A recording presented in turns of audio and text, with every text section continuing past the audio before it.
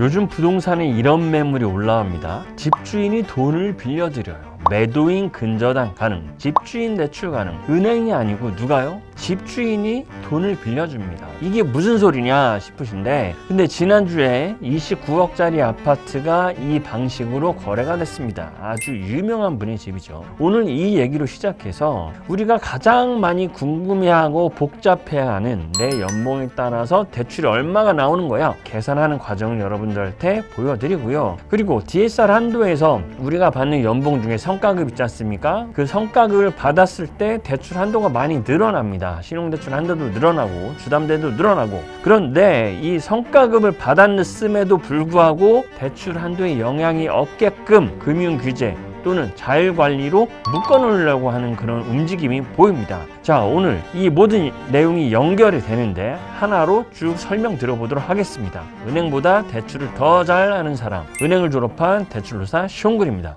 이 얘기를 안 할 수가 없죠. 대출 채널인데 다들 뉴스 보셨을 겁니다. 대통령 부부가 소유하고 있는 분당 아파트를 29억에 파셨습니다. 여기까지 뭐 그럴 수 있어요. 그런데 등기부 등본 을 딱 열어보니까 매도인, 그러니까 파신 분 명의로 17억 7천만 원의 근저당이 잡혀 있는 겁니다. 이게 무슨 얘기냐? 29억에 파는데 29억을 내가 받아야 될 거 아니에요, 매수인한테. 그런데 매수인이 돈이 없었어. 그래서 돈을 덜 받은 거야. 덜 받는 대신 안전장치를 근저당을 걸어준 거죠. 자, 그러면 실제로 이제 거래 관계가 이렇게 됩니다. 매도인과 매수인이 차용증을 씁니다. 17억 7천, 뭐 120% 설정했으면 14억, 15억 빌렸겠지. 그러면서 15억에 대한 안전장치로 근저당을 설정을 한 거예요. 그리고 나머지 그 차액이 14억만 매도인한테 보내준 거죠. 그래서 소유권을 먼저 넘겨주고 못 받은 돈은 언제 받아? 그 거래의 내용을 보니까 이 매수인께서 10월에 뭐 집을 팔아서 그 돈으로 상환한다 뭐 이렇게 돼 있는 것 같아요. 그러면 이거는 제가 보기에는 그냥 정상적인 거래라고 할 수 있을 것 같아요. 은행이 할 일을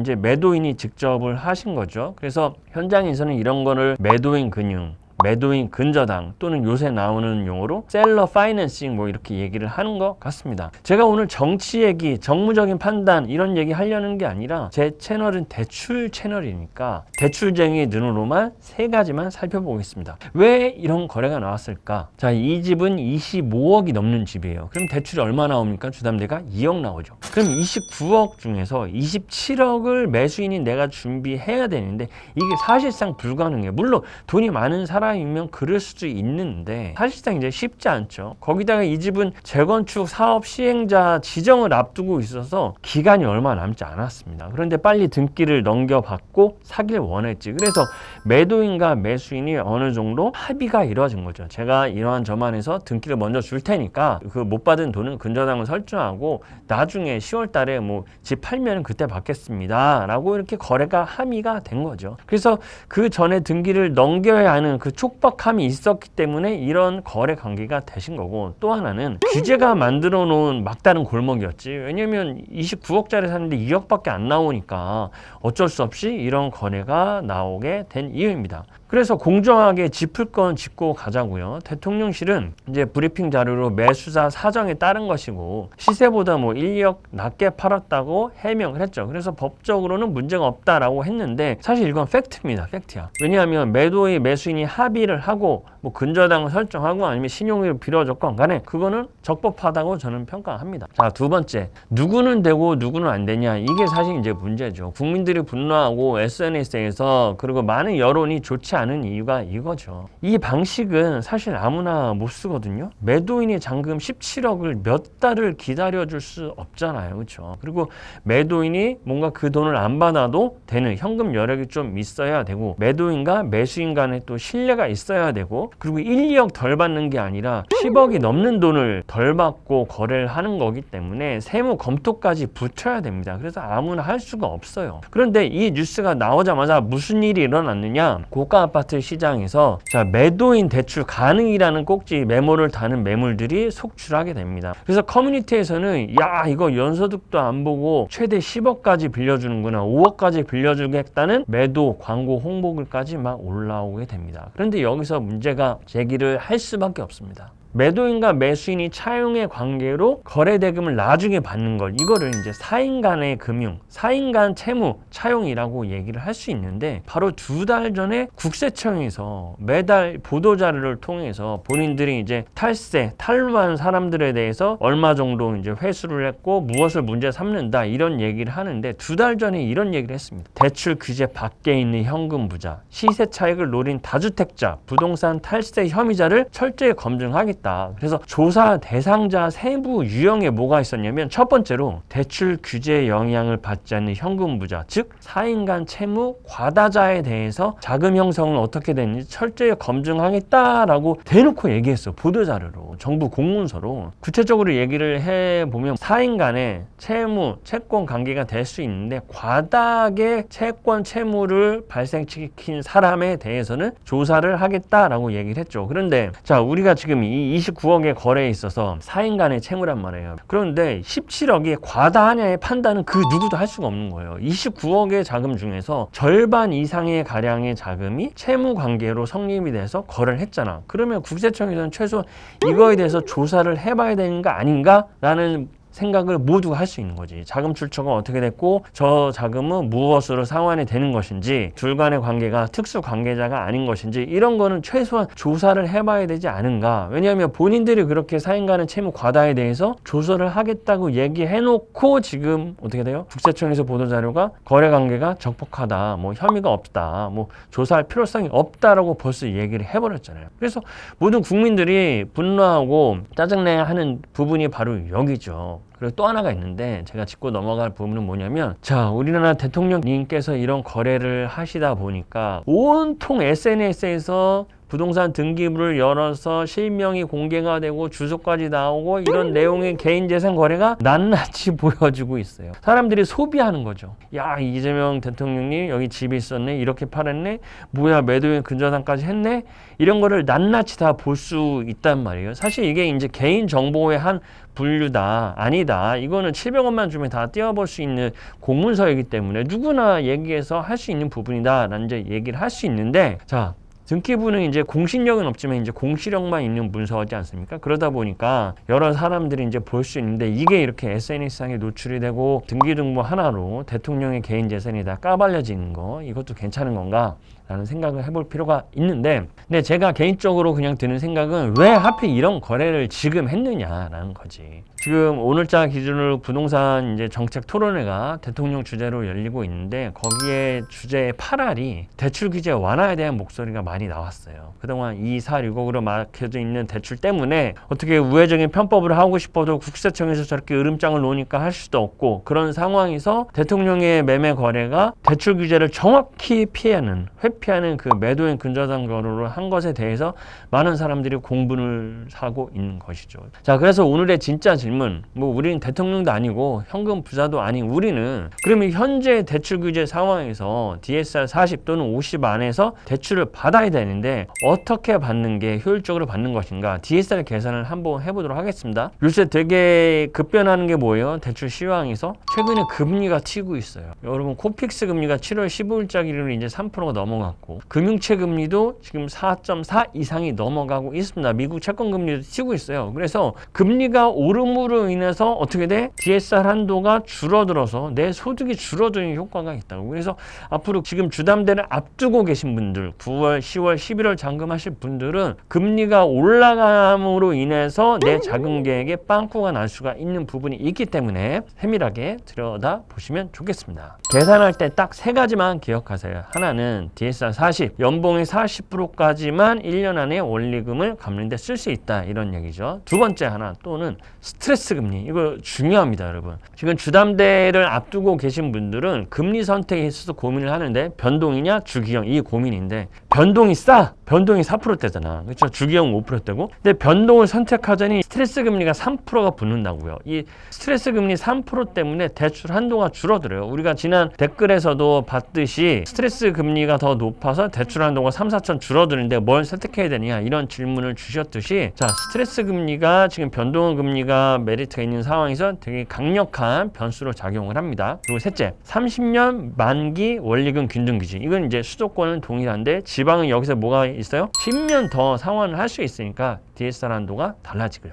연봉별로 한번 보겠습니다. 연봉 5천부터 가겠습니다. 오늘의 주인공이죠. 대한민국의 평균 직장인의 연봉 5천 정도인데 5천이면은 여러분 상환 여력이 얼마인지 아세요? 실수령? DSR 산정할 때는 세전 연봉을 합니다. 세후 아니에요. 자, 연봉 5천이면 실수령이 350만 원 정도 됩니다. 그러면 변동형 주담대 금리가 요새 4.5%다. 4.5를 받고 여기에 DSR 측정할 때는 3% 가산이 돼서 몇 프로가 돼? 7.5로 계산이 되는 거죠. 그리고 연봉 5천인 사람이 기존 대출 아무것도 없다고 했을 때 최대한 받을 수 있는 한도는 얼마? 2억 4천입니다. 그러면은 약 몇 배예요? 4.8배 정도 되죠. 제가 이제 간편하게 알려드리려고 이렇게 얘기를 하는 거예요. 내 연봉이 1억이야. 그러면 4.8배 얼마야? 4억 8천. 이렇게 이제 쉽게 계산을 할 수가 있는데 여기서 이제 현실 체크 한번 해보죠. 그러면 내 한도가 2억 4천이다. 그러면 6억짜리 집을 기준으로 얼마가 있어야 돼? 내 돈이 3억 6천이 있어야 된다는 거죠. 그래서 여기서 대부분 야 이거 연봉 5천인 사람이 3억 6천을 어떻게 모아? 여기서 다들 포기한다. 여기까지가 이제 뉴스가 말해주는 부분이잖아요. 그렇죠? 근데 이제 3억 6천의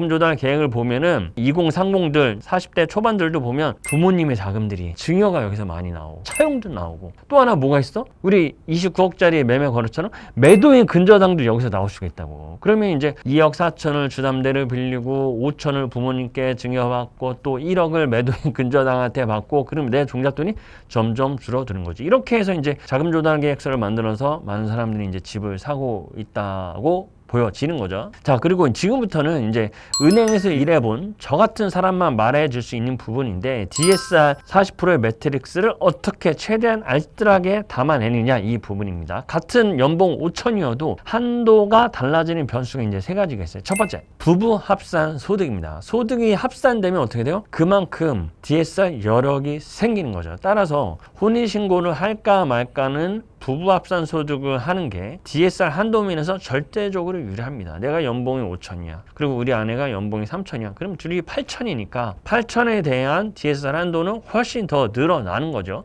근데 여기서 이제 항상 고민하는 게 뭡니까? 나는 생애 최초이고 우리 배우자는 생애 최초가 아니야. 그러면 생애 최초의 LTV는 몇 프로예요, 여러분? 70%. 그런데 혼인신고를 하게 되면 생애 최초가 날라가서 수도권의 LTV가 40이야. 근데 LTV가 줄어들어. 아, 어떡하지? 소득합산에서 내 DSR을 늘려서 내 LTV는 줄어들어. 아, 그런데 소득합산 안 하면 LTV는 늘어나지만 나의 제 소득은 더 줄어들어. 어떻게 하지? 어떻게 하지? 이것 때문에 많은 분들이 어려워하십니다. 실질적으로. 자, 이런 경우엔 모든 두 가지 경우의 수를 다 계산해 봐야 돼. 소득합산에서 생애 최초 날리고 소득합산한 DSR, 그에 따른 LTV, 그리고 혼인신고 안 하고 생애 최초를 살렸을 때 LTV 늘어나지만 DSR이 줄어드니까 그 한도 이렇게 계산해보고 최적의 결과물, 최적이라 하면 대출을 가장 많이 받는 케이스가 뭔지 구별해내고 이거를 유지할 수 있는지를 측정하는 게 중요하다. 그리고 두 번째, 만기입니다. 만기. 지금 수도권 주담대 만기가 몇 년입니까? 30년이죠. 이게 최장 50년까지 갔다가 40년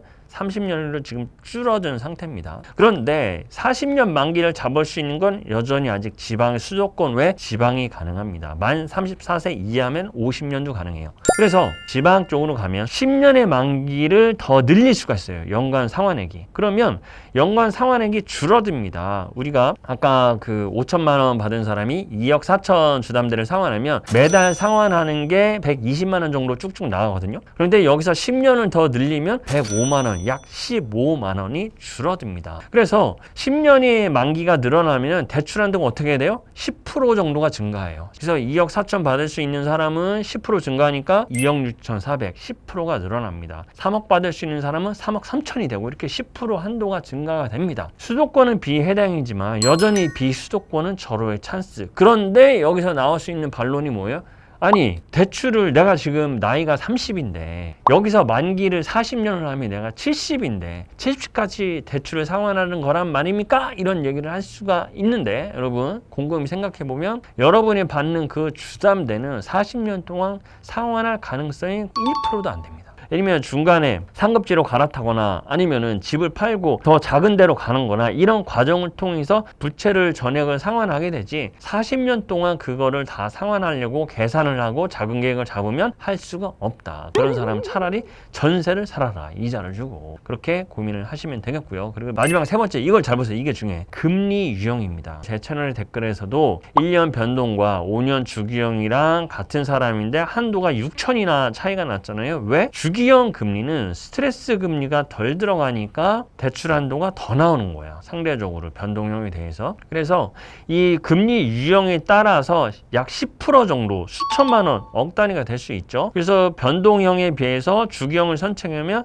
약 10% 정도 한도가 더 늘어납니다. 그래서 이게 되게 임팩트가 커요. 그래서 정리를 해보면 같은 연봉이라도 한도가 달라지는 변수 세 가지 말씀드렸어요. 첫 번째, 합산 소득의 활용. 판단은 어떻게 돼? 개별 DSR을 계산을 해봐라. 두 번째, 만기는 최대한 늘려라. 지금 30년밖에 안 되지만 지방은 비수도권은 무조건 40년 가야 됩니다. 그래야 DSR 한도가 10%가 더 증가가 되고. 세 번째, 금리 유형. 이게 중요해요. 금리가 지금 계속 주구장창 올라가고 있는 상황이기 때문에 이 금리 부분에 있어서 한도에 대한 변별력이 굉장히 크다. 자, 얼마나 크냐? 금리 부분을 좀 더 말씀을 드려보면은 지금 최근 주담대 금리가 변동형이 급격히 오르고 있어요. 코픽스 금리가 올랐고 한국은행 기준금리가 오른 탓도 있지만 시중은행들의 총량조로 인해서 많이 셧다운 했잖아. 국민은행은 반타작한다고 그러고 기업은행은 변동형 주담대를 판대를 중단한대. 난 그런 거 처음 봤어. 중단한다는 소식이 너무 많은데 그러다 보니까 풍선 효과가 어디를 갑니까? 이제 이금융권으로 갑니다. 단위농협, 보험사 이런 데를 가는데 걔네들이 제시하는 변동형 금리를 보니까 미쳤어. 원래 변동형이 더 쌌잖아요. 우리가 4% 초반 그리고 주기형은 5 정도였는데 지금 변동형이 5가 넘었어. 코픽스 찔끔 해봤자 0.2 올랐고 한국은행 기준금리는 0.2가 올랐지만 그건 실제로 대출 원가에 반영되기가 어려워. 아니 그러면은 대출 원가가 변동된 게 없는데 금리를 1% 이상 올려버린 거야. 그래서 지금 이금융권에서 변동금리를 알아볼 때 5.5라는 제한을 심심찮게 봤습니다. 난 처음에 잘못 들은 줄 알았어. 5.5? 변동형? 아니 이거 주기형 아니냐? 근데 변동형이야. 와, 그럼 주기형은 몇 프로야? 6%에 육박하는 금리가 될 것 같다. 자, 그럼 우리가 지금 변동형으로 설명하고 있기 때문에 5.5 내가 변동형 금리를 내면은 스트레스 금리가 3%가 붙어서 8.5가 시뮬레이션이 됩니다. 그러면 한도가 얼마나 감소해요? 아까 연봉 5천이었던 사람이 2억 4천 받을 수 있잖아요. 근데 금리가 이렇게 1%가 올라가니까 한도가 2천, 약 8%가 감소합니다. 그래서 이거를 연봉 구간별로 제가 테스트를 해보니까 금리가 1% 오를 때마다 주담대 한도가 8%가 줄어듭니다. 금리가 1% 인상하면 연봉이 약 10%가 올라야 원래 주담대 한도를 받는 거예요. 이게 무섭다니까 여러분. 여러분 연봉은 과거 1년치를 적용을 하는 거잖아. 근데 나는 이미 확정된 과거 소득을 가지고 지금 주담대 접수를 하려고 하는데 금리가 오름으로 인해서 내 연봉이 녹는 거야. 그래서 금리가 오르면 돈의 가치가 녹는다라는 걸 우리가 또 여기서 이제 실감을 해 볼 수가 있겠죠. 그렇죠? 지금 시점에서는 DSR 한도 계산할 때 많게는 10%, 적게는 5%, 10%가 줄어드는 게 크기 때문에 이 부분을 여러분 아주 세밀하게 측정을 해 봐야 됩니다. 이 모든 게 다 끝나고 나서는 이제 마지막으로 뭘 점검해야 돼? 유지력 점검. 아까 5천의 실수령이 350이라고 했잖아요. 그러면 5천이 2억 4천 주담대를 받으면 매달 120만 원을 상환하는 겁니다. 소득 대비 40% 이하예요. 그래서 충분히 가능하다. 그래서 유지력도 오케이. 그럼 이제 연봉 7천을 보면은 그대로 대입을 하면 되겠죠. 연봉 7천의 상환 여력은 실수령이 480이에요. 그리고 지금 4.8배라고 제가 말씀드렸잖아요. 그러면 3억 3천이 주담대가 받을 수 있고 매달 원리금은 이제 170만 원이야. 여기서 더 늘릴 수 있는 부분은 부부 합산 소득을 하든가 만기를 10년을 연장을 하면은 한도가 10% 정도 증가하고 주기형으로 선택하면 또 10%, 8에서 10% 정도 한도가 증가한다. 금리 리스크는 또 소득 무관하게 이제 적용이 되죠. 금리가 1% 오르면 약 한도 8%가 감소한다. 그렇죠. 자, 이제 연봉 1억이 넘어가는 구간이 되겠는데 이 구간에서는 주담대 한도 캡을 주의해야 됩니다. 이제 규제 지역은 집값 구간별로 15억 이하 6억, 15억에서 25억 4억, 25억 초과 이제 2억이잖아요. 연봉이 아무리 높아도 2천장을 못 뚫어. 그런데 아까 이제 뚫었지. 우리 우리의 리더께서 뚫었잖아요. 사금융이다. 4인 간의 채무를 또는 사내 대출 받은 거를 DS 안에 포함시킨다. 금융감독원 금융위에서 이걸 고려하고 있다라고 막 얘기를 이제 했었거든. 이런 걸 DSR에 넣어버리면 사실상 이제 거래가 올 스톱이고 실제로 현금이 많은 사람만 살 수가 있겠죠. 그리고 사실 이제 국민은행처럼 지금 6억 주담대를 자체적으로 3억으로 잘라버렸잖아요. 잘라버리면 이거를 또 넘어갈 수 있는 허들이 이제 없다는 거죠. 그래서 연봉 5천, 7천, 1억에 대해서 어느 정도 한도가 나오고 금리에 인해서 어느 정도 영향이 있는지 설명을 드렸습니다. 자, 그리고 연봉이 낮으신 분들은 실망하지 마세요. 이 구간은 애초에 이제 시중은행 창구가 아니라 정책대출, 정책모기지, 디딤돌 보금자리론부터 봐야 되는 구간이에요. 여기는 완전히 룰이 다릅니다. DSR을 빼고 얘기해야 돼. 물론 정책모기지론도 DSR을 포함하네 안 하네 얘기가 계속 나오는데 포함하기는 쉽지 않을 것 같아요. 변별력이 없어지니까. 그래서 여기는 룰이 완전히 다르게 돌아가기 때문에 이 얘기는 다음 영상에서 통째로 다룰 테니까 구독 걸어주세요. 자, 여기까지 보시고 이렇게 생각하시는 분이 분명히 계실 겁니다. 도사님, 저는 이번에 성과급을 초대박으로 많이 받습니다. 소득도 올라가서 신용되건 뭐 주담되건 DSR 여력이 많이 늘어나겠죠? 라고 생각하는 게 이제 정상적인 상황 속에서 할 수 있는 거야. 그런데 미안하지만 그분이 지금 닫히고 있습니다. 최근에 이제 금융위 업무 보고에 따르면 삼성전자와 하이닉스가 이제 억대 성과급을 받잖아요. 그렇죠? 여러분의 근로소득 원천징수 영수 중에 총 급여에 급여와 성과급이 있는데 그 성과급에 억대가 찍힙니다. 연봉 이상만큼 막 찍혀. 실무적으로 창구에서는 그 총급여 가지고 DSR 한도를 측정을 하거든요. 그래서 그간의 내 집 마련 사례를 보면은 성과급을 받고 주담대를 신청하냐 안 하냐 이거에 따라서 한도가 몇천억 단위로 차이가 나. 그래서 이 성과급이 굉장히 중요한 역할을 하는데 금융위 업무보고에서 뭐라 그랬어? 7월 15일 날 성과급처럼 일시적으로 튄 소득은 인정할 수 없다. 직전 3년 평균으로 연봉을 깎아서 DSR을 계산하는 방안을 검토하겠다. 이렇게 디테일하고 지도 면밀하고 집요한 사람들이 금융규제에 대해서 풀어달라는 그 목소리는 왜 기울이지 않을까? 이런 생각이 너무 듭니다, 여러분. 원래도 이런 룰이 있었죠. 성과급 같은 특별 수입은 평균보다 20% 넘게 튀면 전년 소득까지만 한다. 뭐 이런 룰이 있었는데 새롭게 3년 평균까지 간다는 거는 참 애매한 것 같습니다. 자, 근데 여기서 끝났으면은 제가 이 영상 안 만들었죠. 같은 날 7월 15일 날 이번에 또 이런 얘기가 나왔습니다. 부동산 금융정책 관련해서 토론회가 이제 있었는데 몇 개만 이제 보여드릴게요. 첫 번째, 이제 은행 대출만 보지 말고 부모님한테 빌린 돈, 회사에서 빌린 돈 DSR에 넣어서 한도를 깎자는 제안이 나왔습니다. 올해만 봐도 자금 조달 계획서를 보니까 내 돈과 남의 돈에서 남의 돈의 항목을 보니까 은행 대출 외 그 집을 살 때 남의 돈 뭘 빌렸는지 뭐 부모님 찬스, 가족 간 대여금, 가족 간 증여, 차용 이런 항목이 너무나 많다 보니까 그 우회로까지 막자는 논의가 공식 석상 부동산 토론회 얘기에서 나온 거예요. 그래서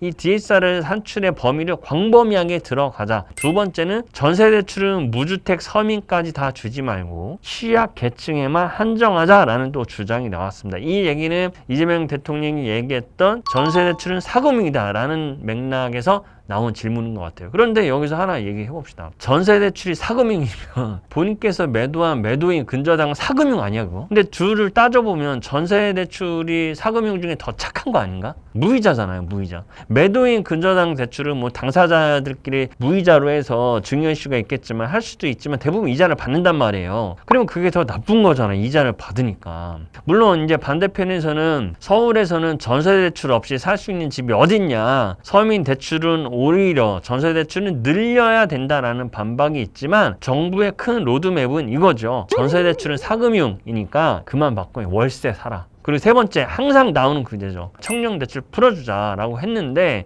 어떤 교수님이 뭐라고 했냐면 급하다고 소금물을 마시는 것 같다. 돈을 풀어주면 집값만 올라간다. 청년 주거는 대출이 아니라 공급으로 풀어야 된다. 그럼 무슨 공급이겠어? 저렴한 임대차 시장을 공공으로 임대를 풀어야 된다는 얘기겠죠. 사실 청년대출 규제 풀자는 얘기는 매 정권마다 이제 나왔었거든요. 근데 사실상 이번에도 청년대출 규제 풀어주자는 얘기가 나왔지만 대안이 없어요. 대안이. LTV를 많이 풀어주고 장래인정 소득으로 소득을 더 쳐준다고 해도 실제로 매입하기가 쉽지가 않아. LTV라든가 DSR 규제를 더 완화해줘야 되고 정책 모기지에 대한 가격 허들도 더 높여야 돼. 지금 5억 6억에 맞춰 있는데 현실적으로 그거에 대해서 풀어주는 게 맞으나 이 정권이 갖고 있는 로드맵은 뭐예요? 집에 대한 구입 니즈를 없애려고 하기 때문에 거기서 자꾸 엇박자가 나고 정부가 원하는 방향으로 끌고 가려고 하는가 아닌가라는 생각이 듭니다. 자, 정리해 봅시다. 7월 15일 단 하루 동안에 너무나 많이 얘기가 나왔습니다. 성과급 무시한다. 3년 평균으로 깎겠다.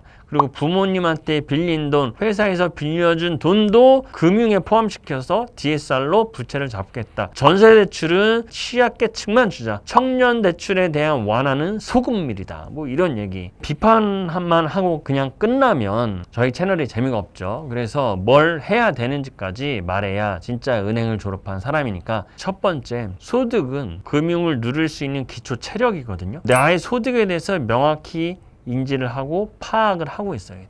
그래서 지금 3년 평균의 소득을 반영하겠다는 움직임이 나오는 거잖아요. 여력이 되고 시간이 되시는 분들은 부업도 권장합니다. 왜냐하면 우리가 소득 금액 증명원에 여러 가지 소득이 찍혀 있는데 근로소득과 사업소득이 있으면 합산할 수 있거든. 그래서 나의 소득의 파일을 키워야 된다. 이 소득은 연속성이 중요합니다. 내가 똑같은 회사에서 현재도 근무하고 있어야만 그 소득이 인정되지. 작년에 연봉 10억인데 올해 3억이야. 그럼 연봉 10억짜리 받았던 퇴사한 소득은 전혀 인정이 되지 않습니다. 따라서 이 소득이 DSR 산출에서 가장 중요하기 때문에 나의 인생 계획에서 내가 언제 내 집 마련을 하고 내 소득의 효과를 최대한 누릴 건지 약간 로드맵을 세우고 있어야 됩니다. 그리고 두 번째, DSR 다이어트. 안 쓰는 마통이 있다면 그리고 그 마통 때문에 또는 카드론이나 차량 할부 이런 것 때문에 DSR을 차지하고 있다면 주담대 한도에 큰 영향이 있기 때문에 이걸 줄여야 돼. 그리고 계획에 따라서 가족의 지원을 받을 계획이 있다면 아직 논의 단계지만 실제로 적용되지 않았죠. 그래서 먼저 지원을 받으시는 것도 좋은 판단일 것 같습니다. 그래서 가족 지원을 받으려면 차용을 할 건지 증여를 할 건지 차용증은 어떻게 쓸 건지 이자 지급은 어떻게 할 건지 그리고 4인 간의 채무잖아요. 내가 갚을 수 없을 정도의 차용을 설정하는 건 아닌지 이런 것까지 세금적인 판단까지 생각하시고 계셔야 되고 이런 모든 것들이 타임라인 안에서 정확하게 깔끔하게 이루어져야 뒤탈이 없습니다. 룰이 바뀌어버리게 되면 그동안의 서류로 제대로 준비하지 못한 사람부터 갈려나가는 거예요. 그리고 마지막 세 번째, 주담대 잔금이 9월, 10월, 11월 앞둔 분들이 계시는데 심지어 이제 내년도 있더라고요. 제가 늘 말씀드리죠. 여러분이 방향성을 먼저 잡아야 돼. 아, 나는 요 구간이니까 여기 요렇게 주담대를 받아야 되겠구나 라고 방향성을 잡아놓고 그 기다리는 힘이 요새는 되게 중요한 것 같아요. 플랜 A가 있고 B가 있고 C가 있으면 이것들을 어떻게 실현시키고 구사할 건지 생각해보는 시간을 가지시는 게 너무나 좋을 것 같습니다. 그런 사람이 이 시간을 정말 불안감 없이 보낼 수가 있겠다라고 생각합니다. 그래서 스스로 정하지 못하겠으면 저한테 오세요. 누누이 말씀드립니다. 고정 댓글에 상담 프로그램 올려놨으니까 확인해 보시고 신청해 주시면 답변 드리도록 하겠습니다. 자, 정리해 보겠습니다. 지금 시장은 금리, 규제 이 모든 걸 복합적으로 봐야 돼요. 지금 또 하나 이제 사건이 터졌잖아. 4인 간 채무, 매도인 근저당, 셀러 파이낸싱에 대해서 이걸 이제 시한폭탄이 터진 거야. 이럴 때일수록 남의 거래 불허하고 그럴 게 아니라 내 상황을 객관적으로 체크하고 접수 전략부터 점검해야 할 시간인 것 같습니다. 지금 여러분은 실수하기 되게 좋은 때인 것 같아요. 역대급으로 이제 은행 접수 난이도가 높아져 있기 때문에 점검 또 점검하시길 바라겠습니다. 오늘 내용은 여기까지고요. 댓글로 궁금한 점 남겨주시면 다음 영상에서 또 같이 정리해 보겠습니다. 감사합니다.